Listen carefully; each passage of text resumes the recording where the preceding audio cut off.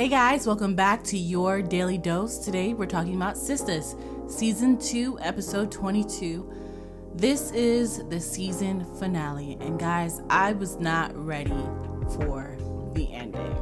But alas, we gotta start at the beginning. So this episode starts off where the last one left off. As usual, we have all the ladies in the grocery store, and they had just run into Fatima, who was shopping with Zach, and it becomes evident that Fatima is the new woman that Danny has been telling Karen that Zach has been dating.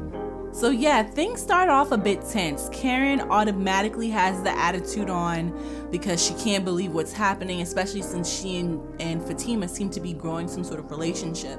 Fatima was irritated and upset herself, and she was generally embarrassed. I mean, Karen asked if they were dating, and Zach didn't even have a straight answer to that question. So Fatima had to say, I don't even know if you would call it that, and had to basically apologize and just reiterate to everyone that she didn't know. No one knew. Between any of the conversations that they were having about their relationships, no one mentioned any names. So Fatima just told Andy that she was dating a guy, never mentioned his name. And the same thing when she was talking with Karen, and vice versa when Zach was talking to Danny about Fatima, never mentioned a name. So Fatima, again, very apologetic because she was really seemingly excited to be a part of this new group of girls, and then also Andy is her boss, and so she's pissing off her boss's best friend. It's just not a good look. So Karen basically says, it's all right, no need to apologize, you didn't know. And I mean, you can't really fault her because she didn't know. In that conversation, Danny kept interjecting herself and kept, saying like, did you know that they were together this afternoon? Did you know that they were banging? That type of thing. Karen, you can't say you don't care because on the way over here, you were talking as if you were almost willing to give Zach another chance. I don't know if many people peeped that part when she said that. So that was Danny. And then Zach just really didn't want to have this conversation. So every time he came around the corner, he was like, I don't owe any of them anything. I don't owe anybody an explanation. I'm not with her. She's not with me. I don't want to talk about this in the middle of the grocery store. And I'm with him and I'm also with them. Like, let's just get it out in the open and done now. But I also get not wanting to have that conversation, not only in the grocery store, but also in front of all the other ladies who will interject and form their opinion. So that was that conversation. As soon as Fatima and Zach walk away, Karen looks at Andy like, yo, did you know? And Andy had to say no, like, she never mentioned his name. If she did, I would have said something, I would have tried to do something, but this blindsided everyone. I mean, come on. So in the car ride on the way back to, I guess, Fatima's house, Fatima was just uncomfortable with the whole thing and was trying to force some kind of serious conversation out of Zach, and he didn't really seem to be wanting to be forthcoming. So I feel like she ended up having to drag it out of him. So where did this conversation start? She was basically saying to him, you could have told me that A, she was your girl, or B, that you had sex with her earlier today. That would have been fine. We're not dating. And Zach, like a jerk, emphasized, yeah, we're not dating. Which wasn't a good move for someone who you like, for someone who you're staying with, but whatever. So she's like, regardless of the situation, you should have told me. His point is, I didn't think you guys would ever be in the same room together.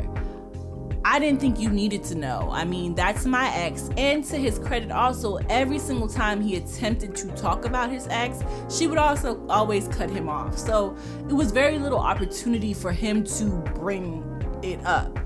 Although him having sex with her, he should have made that happen. He had ample opportunity during the course of that day to tell her. So Fatima, rightfully so, puts him out. And she's like, I really, really like you. I'm really feeling you, but you still like her. That's not a good combination. So figure that out and then we can talk. But in the meantime, you can't stay with me. In conversation, she also says that she's glad it happened now, because if it happened when they were really rocking tough, then she probably would have lost her mind. And so Zach kind of sees that as an opening, saying, you know, you said if we had been, or when we, as if there is a possibility of them getting back together. So there is hope, guys. Like I say every single episode, my preference is for Zach to be with Fatima and for Karen to be with Aaron. Hopefully the cards fall that way. So in the next scene, we have Maurice walking up on Calvin on a couch, stalking Sabrina's social profiles, having a pity party. So essentially, Maurice has to talk some sense into him. Calvin asks Maurice what's wrong with him and why is it that Sabrina doesn't want him. And Maurice had to break it down and say, listen, you were having a good time. Sabrina was having a good time too, but you were ready. She was still getting to know you and you guys were moving too fast for her. So she simply asked that you guys slow it down, and you took it left and decided that you didn't want to be with her at all. You realize where you messed up. And so Calvin is still like, well, I lost my opportunity. Now she wants that man at the bank. She don't want me no more, whatever. And Maurice is like, actually, you haven't tried. You're giving up before you've attempted to do anything. Sitting here stalking her socials is not going to make her change her mind. You need to do something bold. And so Maurice kind of fell into reminiscing about his relationship with his ex, and that kind of scared Calvin off. So he decided that he was going to run off and go to Sabrina's place. And in my mind, I'm like, I can appreciate you wanting to make a statement and pop up, but when you pop up on people who aren't your significant other, but you want them to be, you can't then be offended by what you find. That's all I'm going to say. So next we have the ladies in the car, I guess driving back to Andy's house. And in that conversation, they all decided that they don't even want to go back there. And so Andy's essentially dropping everyone to their respective homes. But in any case, they're there and they're talking, and Karen is upset because she can't believe that she has been relegated to just being the ex. She felt like she would at least be significant enough to be called out by name, so that, anybody who he would be dating, when they run into Karen, it would be like, oh, that's Zach's ex. But instead, she's just an ex with no name, as if she doesn't matter or as if she wasn't significant. And so that hurt her feelings a bit. I mean, she sarcastically says that she doesn't necessarily care that he's dating Andy's secretary, but I feel like that kind of stings a little bit, because again, they were starting to like each other, and now it's like, oh, so this is the girl who is changing all these things for him. So Danny's in the back seat, and she's just calling Zach all kinds of dumb and stupid, which I completely understand why, because, Karen may be his ex, but Danny is actually his friend. As much as she likes to act like she's not, she is his friend. She's Karen's friend first, but she's still Zach's friend. And so he talks to her about the new girl, and he speaks so highly of her, about how she's breathing life into him and supporting him and got him into this real estate program and all this other stuff. So,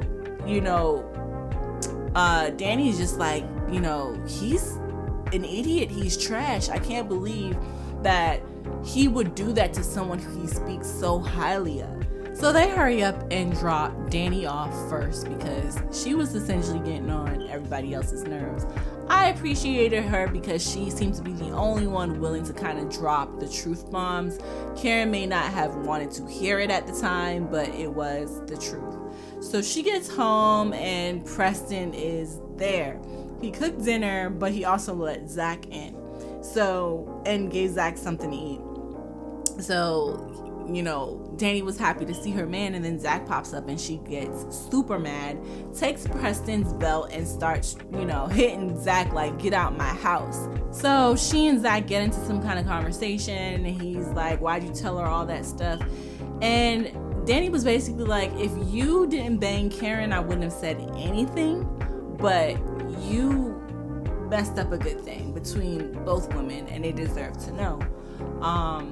And so Zach goes, since when do you care about Karen? Which is a really dumb question. Karen is my friend. What you mean, since when do I care about her? In any case, he's still insisting on not leaving. And Danny really, really, really pushes him out and is like, don't look at Preston. He can't help you. Get out my house. So Zach daps up Preston, and Preston also tries to plead for him and is like, listen, if he's not staying here, where does he go? And Danny's like, listen, he stays here, he interrupts our moments, he eats our food, he takes up all the hot water, all that type of stuff. Why do we care? And basically kicks him out, so he goes. That whole scene was actually kind of funny. You guys should definitely check it out. So Danny was a little irritated that interaction even happened. So she was like, oh my gosh, Preston, you have so much to learn. Because in response to her irritation, Preston was like, Zach is your friend. I like him, but that's your boy. That's the only reason why I let him in, because I thought that it was fine. And in her saying that you have so much to learn, he's like, how the hell did we get back here? And he's absolutely right. Can they just enjoy each other? I'm a little irritated with them because I like them together, but I want to see more of them having good times and less of Danny struggling with this man, going back and forth when he's clearly just trying to be nice. If you guys have a different opinion, please jump down in the comment section and let me know, because it's starting to get a little annoying. In any case, yeah, so Preston's definitely tired of it too. He doesn't even want to argue with her. He's just like, you know what, I'm gonna let you have your say. I'm just trying to help you, and I'm leaving it alone. And she's kind of hung up on this help you part, as if he's coming to save the day, and that's not what he's trying to get at. I think he meant just more emotionally. She's been hurt in the past, and he's just trying to help her heart. He really wants to be there for her and be her man, but it just seems like she has a bunch of walls up, and it's hard for him to kind of get there. But in any case, the argument doesn't really lead anywhere. So she says she's going to the bathroom, and we cut to Sabrina's behind, sitting on her bed with a glass of wine, and is waiting for Calvin to call. And in my mind, I'm like, but girl, the last argument you had with Calvin, you were technically wrong. You went off some, rumor and cussed that man out, and he came and cussed you out, and you deleted his number, and that was that. So you learned the truth. You learned that it was an actual rumor, and that it was a lie, and you don't find it within yourself to reach out to him and apologize, but instead you're waiting on him to call you. Okay, so you realize that he's not calling you, so you call Jacoby. Really? And Jacoby's thirsty behind, didn't even wait for you to invite him over. He was just like, oh, you at home? I'm coming over. Period. And Sabrina did not have the gumption. I don't know if it's the wine that she had between hanging out with her friends and then the wine that she's having now, but she definitely just did not have the gumption to be like, no, don't come. She definitely she said no, but she kept flip-flopping and kind of inching towards yes. So yeah, he came over. So in the very moment she hangs up the phone, Danny calls her, and Sabrina says to Danny that, yeah, Jacoby's coming over. I just got off the phone with him. And Danny aptly says that she's having a booty call. Sabrina denies it, but come on. In any case, Danny kind of vents a little bit about the conversation she just had with Preston, saying that he is trying to save her. And Sabrina's like, no, it doesn't sound like he's trying to save you. It sounds like he's just trying to show you a different way. And Danny says, I don't want anyone to change me. I'm not feeling comfortable with it. I don't like it. And Sabrina's like, I know you don't like it because you don't like it when us, your friends, try and give you a better way. You know what I mean? So Danny kind of breaks down and admits that Sabrina is right. And then they get off the phone. In the next scene, we see Andy finally getting home. And she's on the phone with Karen as she unpacks her groceries. And basically it's like Karen's like, she wants to call Aaron. And Andy's like, are you sure? I mean, you were just saying all this stuff about Zach. So then Karen was like, well, Zach is with that other woman, so I don't want to get involved in that. So Andy says that she doesn't want her to call Zach, but just as she's, about to get the rest of that thought out, her house phone rings and it's her front desk telling her that Gary's trying to get inside. So she finds it strange because Gary has a key. So she tells them to let him up. In any case, she's on the phone with Karen, and Karen is basically like, okay, Gary's coming over. I don't like it, but I really can't say anything about it. I'll go and I'll let you have, your time with him. And so Andy's like, okay, thank you, but let me know what you decide to do, because by the end of the conversation, she still hadn't made up her mind. So that means we're left on a cliffhanger here. Is Karen going to call Zach, or is Karen going to call Aaron? I think Aaron is going to be the harder conversation because she has to actually convince him to change his mind. Meanwhile, she and Zach can very easily teeter-totter back into the same old routine they had before, especially now since Fatima kicked him out and he needs a place to stay. I really hope that they don't end up back together like I said before, but you never know. So in any case, Gary comes up the elevator and is talking to Andy about how, he got to his hotel room and a lot of his personal effects were missing. So his house key, I think his hotel key, and just a couple of other smaller stuff. So he has housekeeping on trying to find those items. Maybe they picked it up as trash in error or whatnot.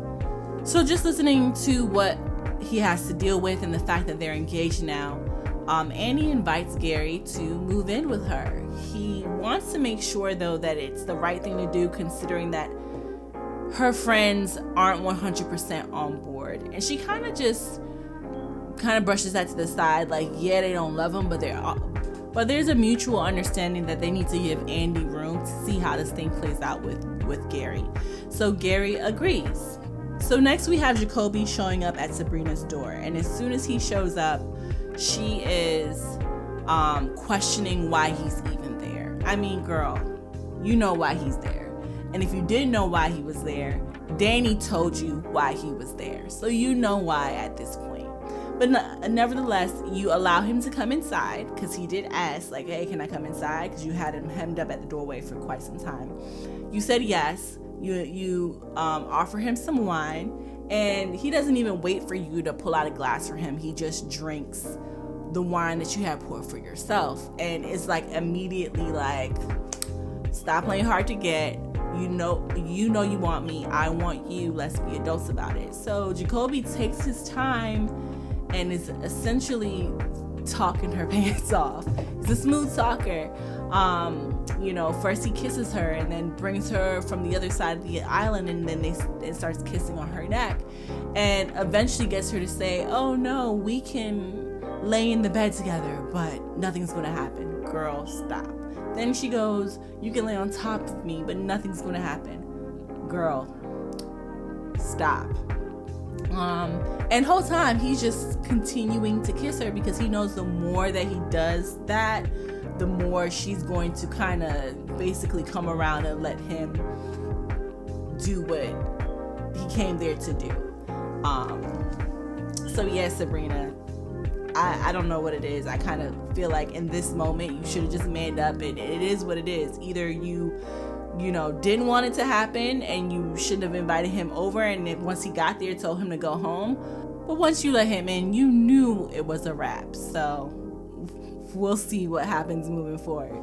So next scene, we have Danny at home. She just took a shower, I guess, and changed her clothes, and Preston is walking back in from a walk. And so they make up, and Preston reveals that his sister told his mother about Danny, and the mother wants to now meet her. So we're left here with another cliffhanger because, you know, the sister seems nice, but the two brothers are clearly racist trash. So where does the mother fall in all this? Is she going to be closer to the brothers, or is she going to be just as nice as the sisters, or is she going to fall somewhere in between and Danny's going to have to school her on how to treat her? And hopefully throughout the whole process, Preston supports Danny and stands up to his family when it comes to that. So in the next scene, we're back to Sabrina and Jacoby, and yes guys, he succeeded and talked her drawers off. And so she is on the island in her kitchen, and he is kind of breaking her back a little bit, and she gets a knock on the door. But I don't know, typically people are like, let that person knock, let me finish what I'm doing. She decided that she wanted to stop the process and answer the door. I guess she and Jacoby had been at it for quite some time and she needed a break. So he let her down and she went to get the door, and it was Calvin. He was like, listen, can I get a drink and can we just talk? And she's like, can we talk another time? Like, now's not a really good time.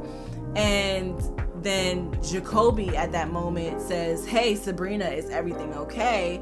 And Calvin pushes open the door and sees Jacoby and gets upset and walks off. And Sabrina is like trying to say, you know, reach out to him and say, hey, wait, we can talk about this. But he's not listening. Of course he's not. I mean, he came over there to make this bold, grand gesture, and you're over there with someone else. So here's my thing. Both of you guys in this situation are wrong. Sabrina, you wanted Calvin, so you should never have called Jacoby. You should have called Calvin. And Calvin, you should have called Sabrina before you popped up at her house, because you guys are not together. And she is entitled to do whoever she wants to do until you decide, or you guys decide that you're back together and you're exclusive. So let's not forget, either the night before you were with some other woman, or, you know, the day after she told you that this was moving too fast, she saw you on a date with someone else. So all of these things play into it. So neither party is completely right and neither party is completely wrong. Oh Lord. And in the last scene, we have Andy in bed, and she hears some rustling, but her eyes are closed, and she just says, you know, is that you, baby? And then Jasmine walks up and she's like, no, it's me. And she's basically like ready to end it all. This is the last hurrah. She has nothing left to lose, so she's about to leave it all on the floor or the bed or whatever. The whole time Jasmine is, you know, yelling at Andy with her hand behind her back. And the whole time I'm like, where is Gary? I know he slept there. He's supposed to be moving in. They had such a great time unpacking groceries or whatever the last time we saw them. You know, he has to be there to come and stop Jasmine from doing anything crazy. He pops out the bathroom and says, Jasmine, what are you doing here? Get out. This is crazy. And Jasmine turns around and has a gun and pulls it on him and fires, 2 shots to the gut to Gary. And as much as I don't like him, they're trying to get him to grow on us. Maybe he eventually will. But we're not there yet. All of that in consideration, I still kind of felt bad. And so we leave this episode with Jasmine turning the gun on Andy, and Andy's there begging for her life. So we don't know what's going to happen next season. Is Andy going to fight her off? Is Jasmine going to shoot herself instead? Is Gary going to be able to get up and kind of wrestle the gun away from her in time? Who knows? But this is a crazy ending and I was not at all ready for it. So guys, this was Sistas Season 2 Episode 22. This was the season finale for season 2. The good news is the commercials say that season 3 will be coming this summer, which is only a couple months away. So we don't have to wait a whole year to find out what happens to these 4 ladies after some of these cliffhangers. So let me know what you thought about this season and this episode in the comment section below. Don't forget to like this video and please subscribe to my channel. See you next time. Peace.